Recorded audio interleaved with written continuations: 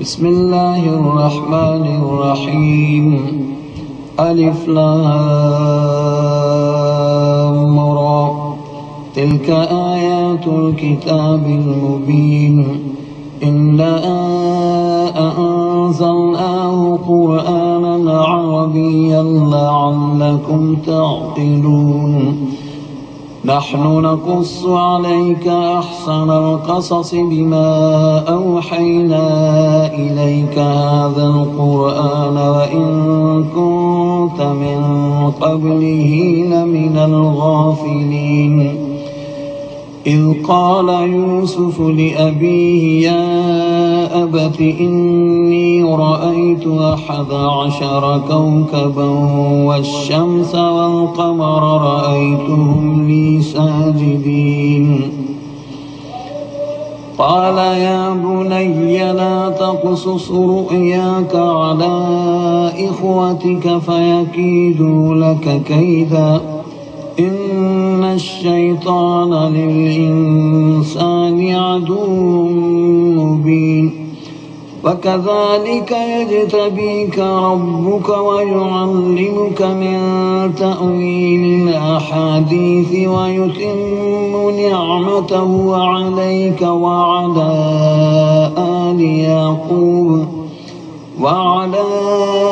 آل يعقوب كما أتمها على أبويك من قبل إبراهيم وإسحاق إن ربك عليم حكيم.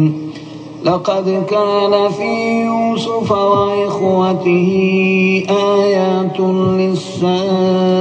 للسائلين إذ قالوا ليوسف وأخوه أحب إلى أبينا منا ونحن عصبة إن أبانا لفي ضلال مبين. اقتلوا يوسف أو اطرحوه أرضا يخل لكم وجه أبيكم وتكونوا من بعده قوما صالحين. قال قائل منهم لا تقتلوا يوسف وألقوه في غيابة الجب يلتقطه بعض السيارة إن كنتم فاعلين. قالوا يا أبانا ما لك لا تأمنا على يوسف وإنا له لناصحون. أرسله معنا غدا يرتع ويلعب وإنا له لحافظون.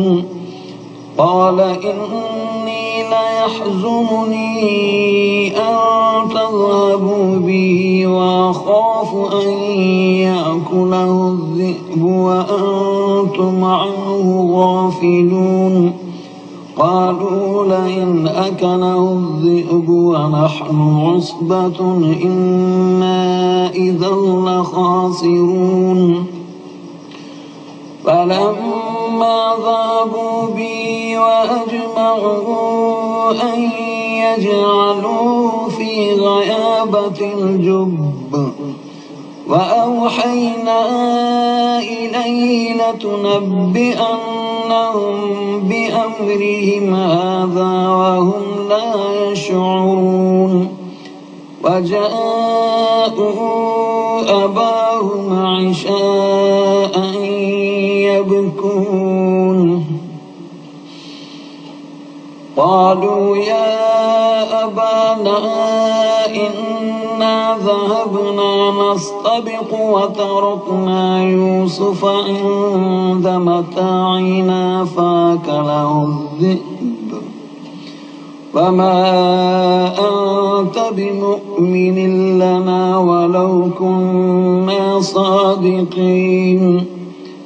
وجاءوا على قميصه بدم كذب قال بل سولت لكم أنفسكم أمرا فصبر جميل والله المستعان على ما تصفون. وجاءت سيارة فأرسلوا واردهم فأدلى دلوه قال يا بشرى هذا غلام وأصروه بداعة والله عليم بما يعملون. وشروه بثمن بخس دراهم معدودة وكانوا فيه من الزاهدين. وقال الذي اشتراه من مصر لامرأته أكرمي مثواه عسى أن ينفعنا أو نتخذه ولدا.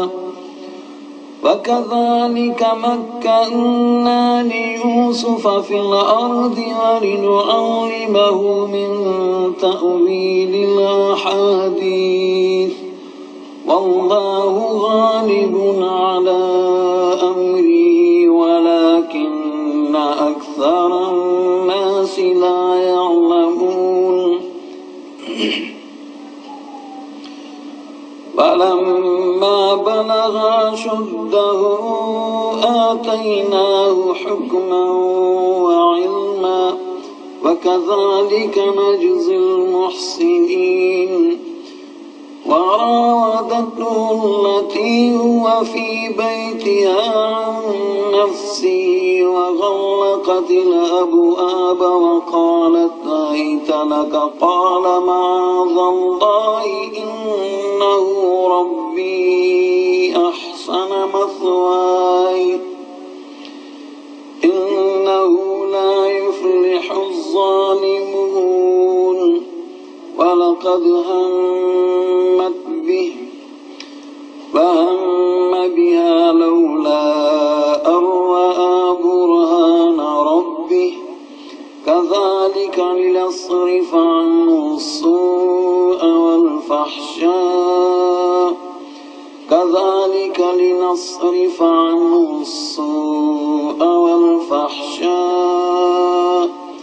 إنه من عبادنا المخلصين.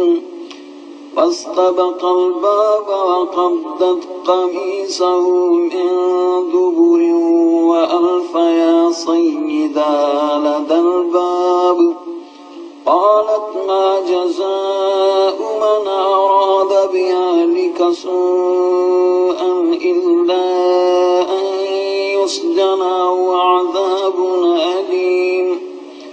قال هي راودتني عن نفسي وشهد شاهد من أهلها إن كان قميصه قد من قبل فصدقت وهو من الكاذبين. فإن كان قميصه قد من دبر فكذبت وهو من الصادقين. وإن كان قميصه قد من دبر فكذبت وهو من الصادقين. فلما رأى قميصه قد من دبر قال إنه من كيدكم إن كيدكم عظيم. يوسف أعرض عن هذا واستغفري لذنبك إنك كنت من